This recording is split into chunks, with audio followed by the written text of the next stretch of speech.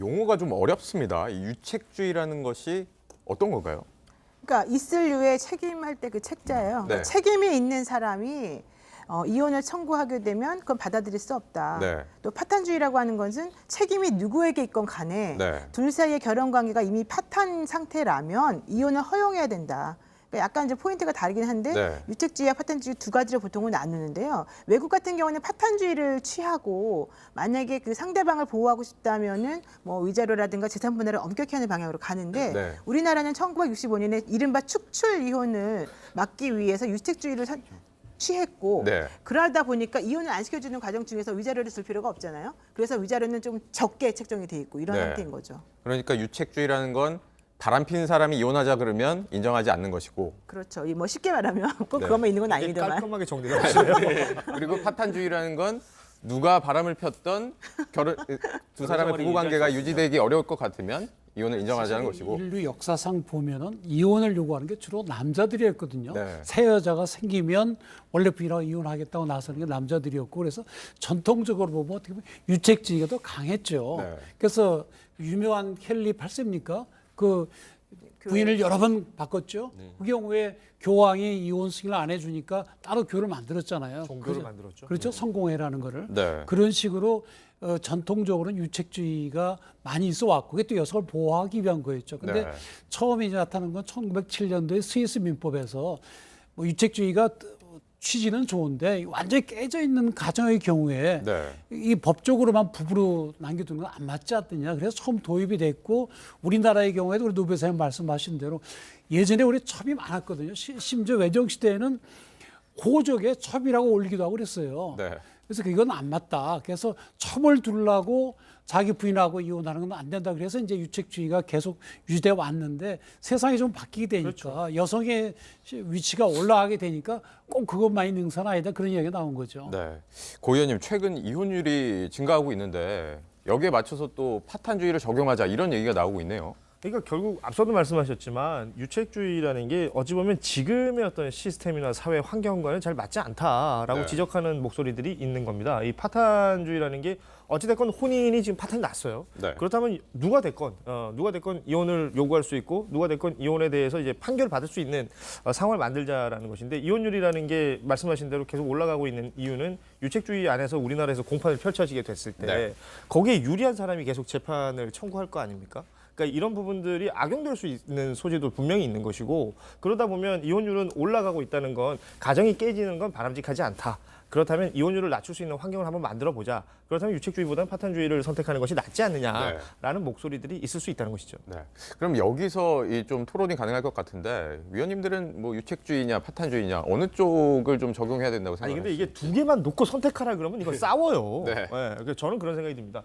파탄주의라는 게 기본적으로 좀 더 넓은 의미의 어떤 이혼을 바라보는 관점인 것 같고, 그 안에서 어떤 책임 소재를 따져야 되는 거라면 네. 그때는 또 유책주의를 적용할 수 있지 않을까, 저는 그런 생각이 드는데 너무 어렵더라고요. 이거 계속 보니까. 네. 그래서 아무튼 혼인이 뭔가 끝이 나야 되는, 결혼관계가 끝이 나야 되는 상황이라면 그거는 누군가의 책임을 따지기 전에 일단은 이혼은 성립을 하더라도 네. 그 이후의 책임은 뭐 민사가 됐건 다른 형태로 또 따지는 게 맞지 않느냐, 저는 그런 생각이 듭니다. 혼인이라는 건요, 가족 생활의 가장 기본 요소거든요. 부부가 있고 거기에 아이들이 있고. 근데 가정이 무너지게 되면 사회가 무너지고 국가가 무너집니다. 단순히 개인 간의 계약은 아니거든요. 네. 그래서 우리 헌법에서도 국가는 혼인과 가족 생활은 보장한다, 이런 얘기가 있는 거거든요.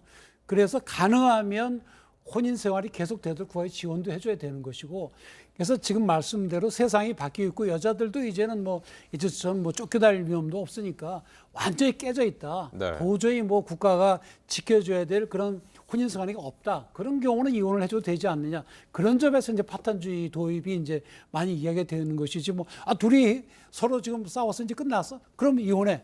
이렇게 간단하게 생각할 문제는 아닙니다. 네. 그래서 두 가지를 같이 혼합해서 우리 이 현실에 맞게 적용을 해야 되는 게 맞는 근데 거죠. 변호사들은 주관이 없어요. 변호사 의뢰인이 유책 배우자가 와서 이혼시켜달라 그러면은 우리는 파탄주의 한다 그러고, 그다음에 의뢰인이 또 그 반대의 경우라고 한다면 우리는 유책주의 해야 된다 그러고 막 서로 간에 왔다 갔다 달라지고, 또 수임료 얼마 주냐에 따라 달라지고 그렇습니다. 그렇기 때문에 사실 주관은 없지만, 그럼에도 불구하고 요즘 많은 법조계 인사들은 사실은 파탄주의 쪽으로 가는 게 맞다. 다만 네.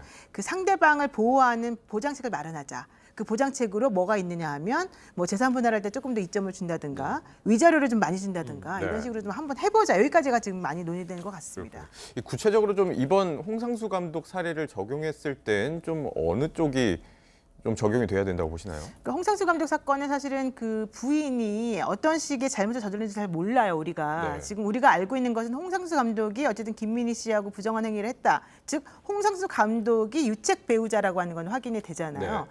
그러면 그런 유책 배우자가 이혼을 청구할 때 유책주의에서는 안 된다라고 하지만 예외가 있습니다. 네. 무슨 예외가 있냐면 상대방이 이혼을 거부하는 이유가 오로지 보복 감정과 오기 때문이라고 한다면 네. 유책 배우자 이혼 청구도 받아들여 줘야 된다. 이게 바로 우리 판례란 말이에요. 네. 근데 지금 이번에 1심에서 판결에서 기각을 한 것은 그 홍상수 감독의 현 배우자인 그 부인이 특별하게 보복 감정이나 오기 때문에 이혼 안 해주는 게 아니다. 이 사람은 혼인관계 유지하고 싶어하는 마음이 많이 있다. 네. 이걸 지금 받아들여 준 것 같아서 뭐 내부적인 관계는 잘 모르겠습니다. 국감독이요. 저희가 구체적인 내용은 모르는데 보도된 것만 본다고 한다면 우선 파탄주의를 보더라도 파탄주의 이화에 깨졌으면 이제는 이혼시켜 주자는 건데 보도를 보면은 그 부인 되시는 분은 아직도 난 이혼 못하고 어떻게 이제 가정을 지키려고 한다 이런 게 보이는 것 같아요. 그렇다고 한다면 이 혼이 다시 살아날 수가 있다고 한다면 아직 파탄에 이르지 않은 것이니까 지금 이걸 이혼을 허락할 수 없다 이렇게 된 것이 아닌가 싶고요. 또 그 김민희 씨를 만난 것이 보도에 따르면 2015년 정도에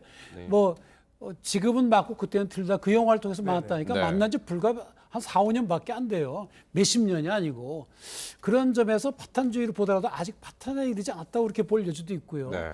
또 실제로 두 분이 사실 뭐 유책주의를 따른다 할 때 그 부인과 혼인과 이미 깨져 있고 그 이후에 김민희 씨를 만났는지 네. 그렇다고 하면 자기는 사실 파탄에 대해서 김민희 씨도 책임이 없는 거라고 볼 수도 있죠. 근데 아니면 김민희 씨 때문에 혼인과가 깨졌는지 그렇다고 한다면 명백한 유책 배우자가 되겠죠. 그래서 네. 그런 거에 따라서 달라지겠지만 종합적으로 보면은 파탄주의를 따르더라도 유책주의를 따르더라도 이혼을 허가하기는 쉽지 않았던 것이 아닌가 그렇게 추측이 됩니다. 네. 그래도 이게 사실 전 국민이 다 알고 있잖아요. 홍상수 감독이 김민희 씨와 사랑에 빠져 있다라는 것을 알고 있는데 그것 때문에 저는 사실상 이 결혼은 더욱더 파탄의 어떤 지경에 다다랐다고 보거든요. 그래서 네. 이번에 유책주의 판결이 조금 미심쩍기도 했었습니다. 진짜요? 네, 뭔가 좀 근데 판사님들이 누가 책임 있냐를 따지긴 더 쉬운데 네. 그 가정이 정말 파탄 났는지를 따지는 건 매우 어려워요. 그렇죠. 네. 그래서 좀 책임지기 어렵다는 측면에서 또 유책주의를 따르는 게 편하다 이렇게 생각하는 분들도 있어요. 예를 들어서 홍 감독 쪽 변호사라면 이렇게 주장을 했을 겁니다.